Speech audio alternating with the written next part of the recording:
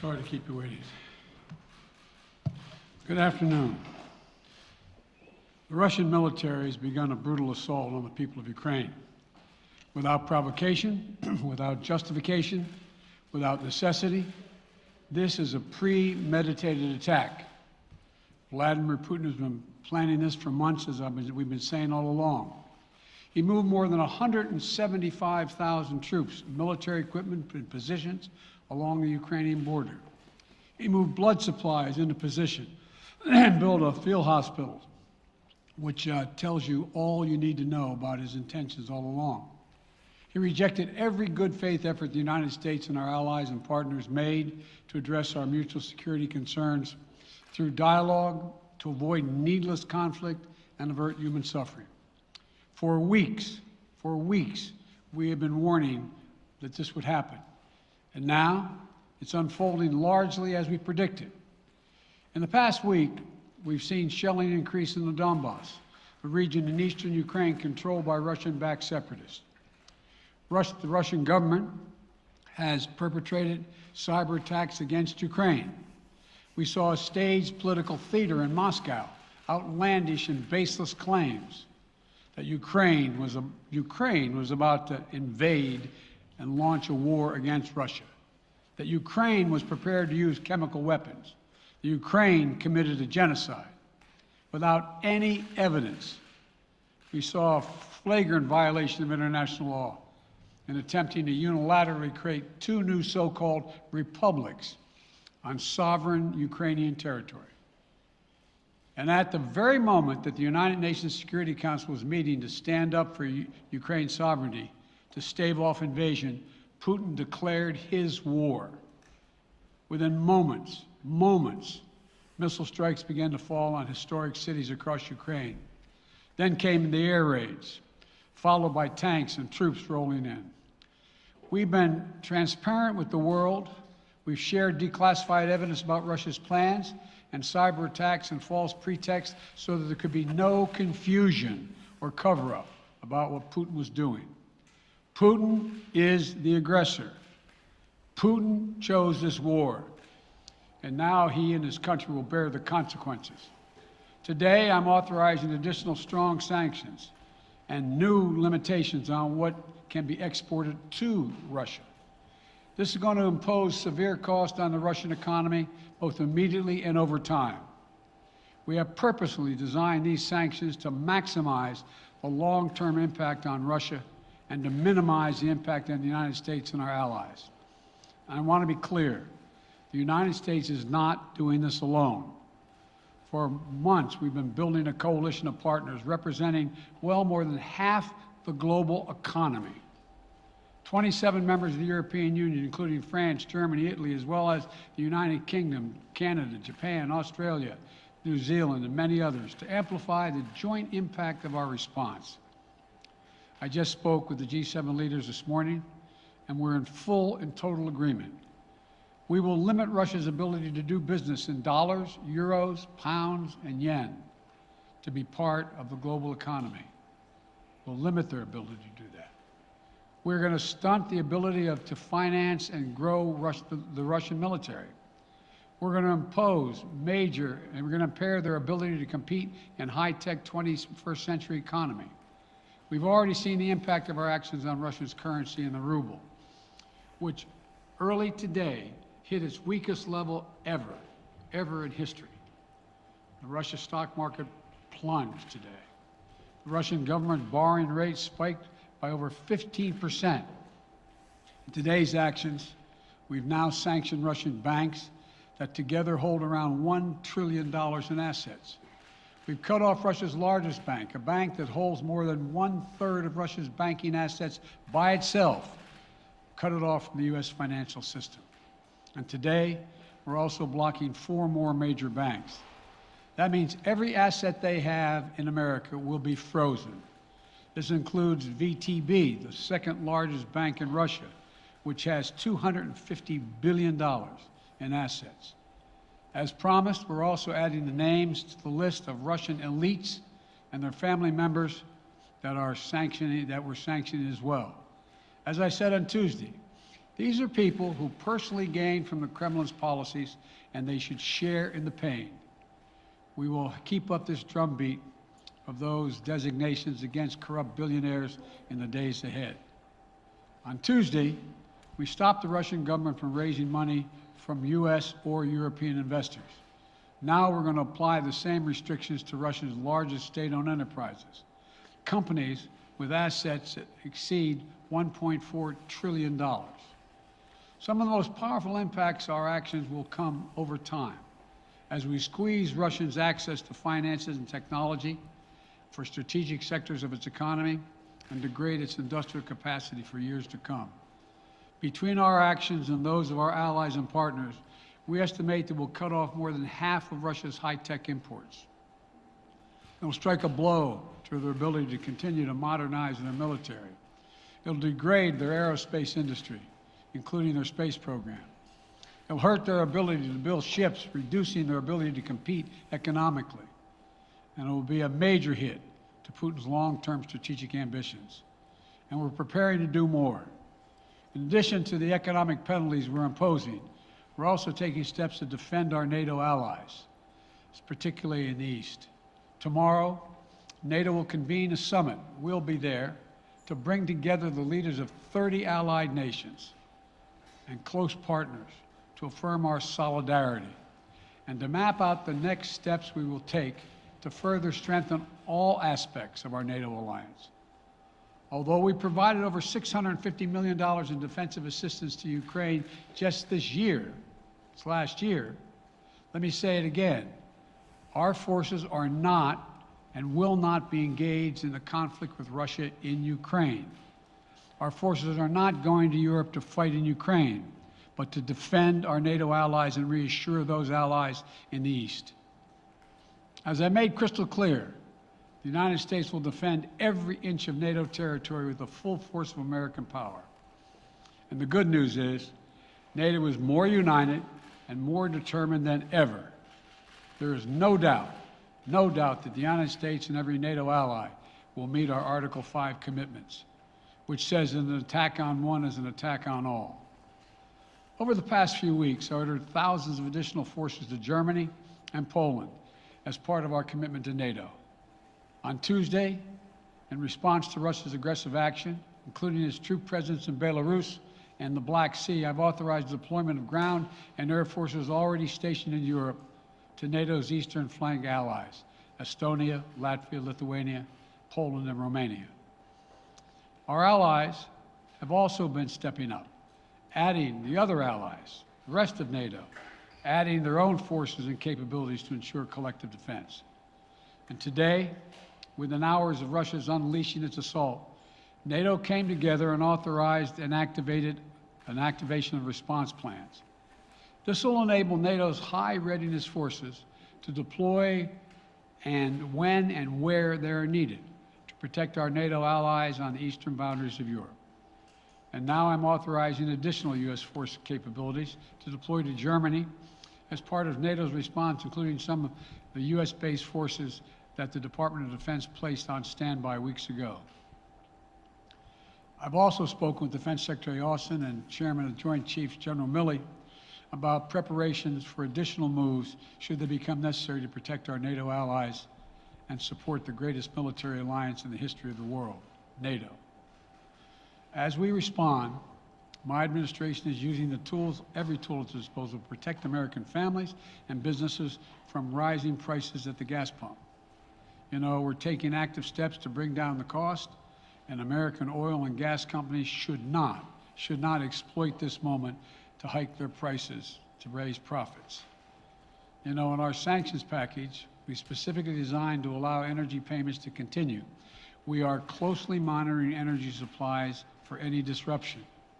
We've been coordinating with major oil-producing and consuming countries toward our common interest to secure global energy supplies. We are actively working with countries around the world to elevate collective release from the strategic petroleum reserves of major energy-consuming countries. And the United States will release additional barrels of oil as conditions warrant. I know this is hard and that Americans are already hurting, I will do everything in my power to limit the pain the American people are feeling at the gas pump. This is critical to me. But this aggression cannot go unanswered. If it did, the consequences for America would be much worse. America stands up to bullies. We stand up for freedom. This is who we are. Let me also repeat the warning I made last week. If Russia pursues cyber attacks against our companies, our critical infrastructure, we are prepared to respond. For months, we've been working closely with the private sector to harden our cyber defenses, sharpen our ability to respond to Russian cyber attacks as well.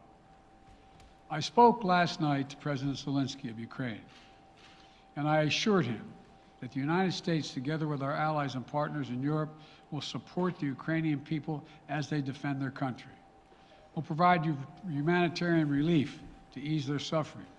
And in the early days of this conflict, Russia propaganda outlets will keep trying to hide the truth and claim success for its military operation against a made-up threat.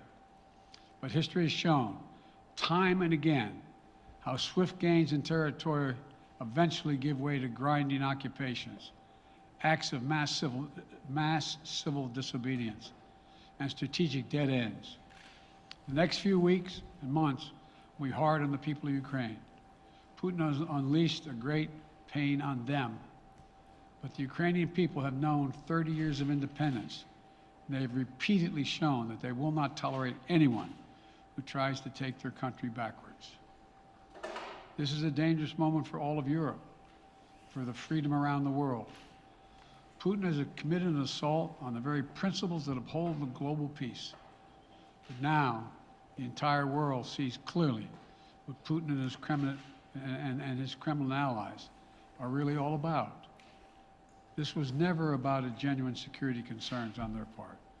It was always about naked aggression, about Putin's desire for empire by any means necessary, by bullying Russia's neighbors through coercion and corruption, by changing borders by force, and ultimately by choosing a war without a cause.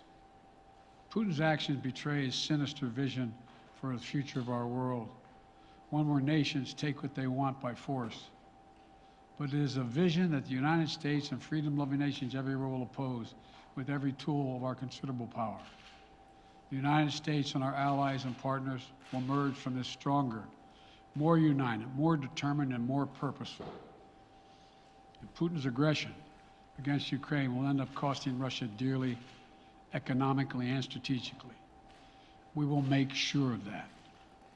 Putin will be a pariah on the international stage. Any nation that countenances Russia's naked aggression against Ukraine will be stained by association. When the history of this era is written, Putin's choice to make a totally unjustifiable war on Ukraine will have left Russia weaker and the rest of the world stronger. Liberty, democracy, human dignity, these are the forces far more powerful than fear and oppression. They cannot be extinguished by tyrants like Putin and his armies. They cannot be erased by from people's hearts and hopes by any amount of violence and intimidation. They endure. In the contest between democracy and autocracy, between sovereignty and subjugation, make no mistake, freedom will prevail. God bless the people of a free and democratic Ukraine. May God protect our troops. Mr. President. Associated Press, Zeke. So do you have any plans to speak with President Putin at this point? And what interactions have you had with the Russian government? I heard the first part. Do I have any plans to speak with Putin at this point, and what? What communications have you had with the Kremlin as far as military operations in Ukraine and making sure this does not spiral into a larger conflict? Well, it's a large conflict already. The way we're going to ensure it's not going to aspire to a larger conflict is by providing all the forces needed in the Eastern European nations that are members of NATO. NATO is more united than it's ever been, and I have no plans to talk with Putin. Mr. President. Wall Street Journal, Tarina. Mr. President, you didn't mention SWIFT in your sanctions that you announced. Is there a reason why the U.S. Isn't doing that? Is there a disagreement among allies regarding SWIFT and whether Russia should be allowed to be a part of it? The sanctions that we've proposed on all their banks have of equal consequence, maybe more consequence than SWIFT, number one. Number two, it is always an option, but right now that's not the position that the rest of Europe wishes to take.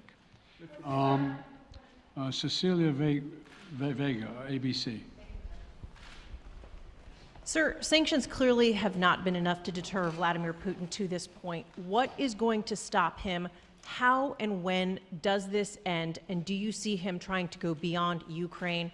And a second question I'll just give to you now. This statement that he gave last night, the threat that he gave, the West will face consequences greater than any you have faced in history. Is he threatening a nuclear strike? I have no idea what he's threatening. I know what he has done, number one. And number two, no one expected the sanctions to prevent anything from happening. It has to show, this is going to take time, and we have to show resolve so he knows what's coming. And so the people of Russia know what he's brought on them. That's what this is all about. This is going to take time. It's not going to occur, he's going to say, oh my God, these sanctions are coming, I'm going to stand down. He's going to test the resolve of the West to see if we stay together, and we will. We will, and it will impose significant costs on him. Will he go beyond Ukraine, sir? Do you see him going? Yes. Thank you. All right, two topics, just really quick. First, markets are down and gas prices are up. I know you always stress the difference between Wall Street and Main Street, but everybody seems to be in for some economic pain. How economically painful is it going to get for people in this country? And I do have one more question. First of all, there's no doubt that when a major nuclear power attacks and invades another country, that the world is going to respond, and markets can respond all over the world. So there's no doubt about that, number one. Number two, the notion that this is going to last for a long time is highly unlikely as long as we continue to stay resolved in imposing the sanctions we're going to impose on Russia, period. What's the next question? I'm sorry. The next question is, did you underestimate Putin, and would you still describe him the way that you did in the summer as a worthy adversary? At the time, he was, I made it clear, as an adversary, and I said he was worthy. I didn't underestimate him.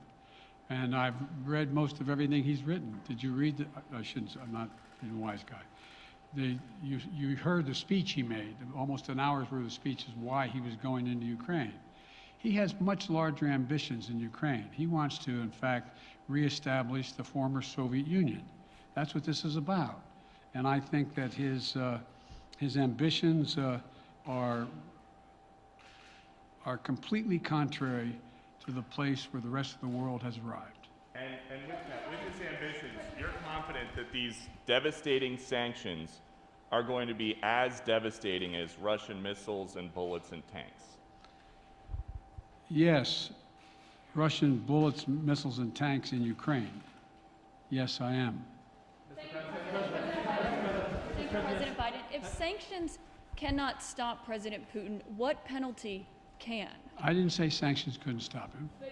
You've been talking about the threat of these sanctions for several weeks now. Yes, but the threat of the sanctions and imposing the sanctions and seeing the effect of the sanctions are two different things. They're two different things. And we're now he's going to begin to see the effect of the sanctions.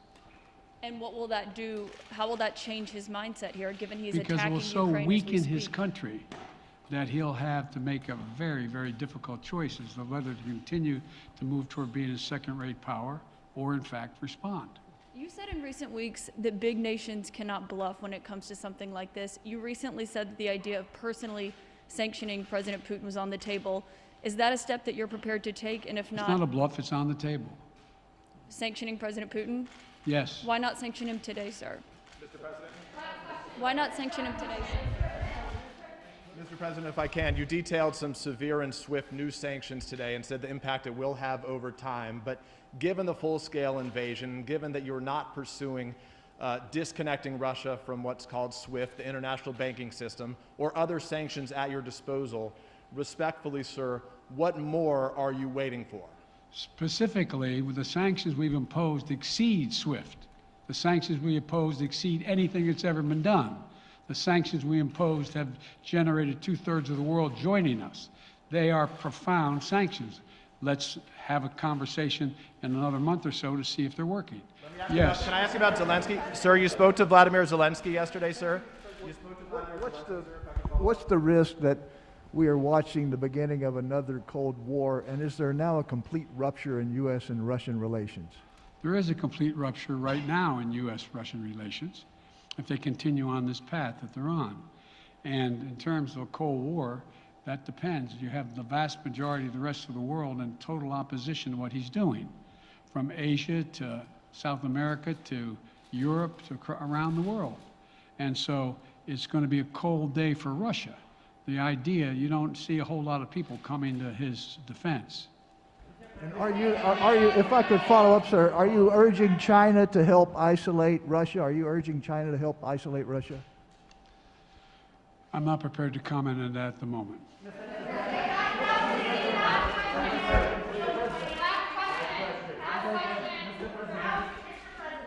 All right. No. Yeah. No. He's had his hand up a long time. Thank you, Mr. President. How concerned are you that Putin wants to go beyond Ukraine into other countries, and the U.S. will have to get involved if he moves into NATO countries? Well, if he did move into NATO countries, he will be involved. We will be involved. The only thing that I'm convinced of is if we don't stop now, he'll be emboldened. If we don't move against him now with these significant sanctions, he will be emboldened. Look, you know, well, anyway. Can you talk anything more about your conversation? Mr. President.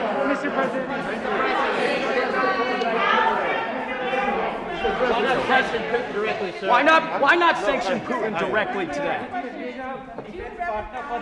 I'm sorry, I can't hear you. Sir, India, which is a major defense partner of the United States, is India fully with you on the issue of Ukraine and Russia? Does the Defense Department of the United States... So India is one of your major defense partners. Is India fully in sync with the United States on Russia? We're in consultation with India today. We haven't resolved that completely. One more question. Okay, thank you all very much. Thank you.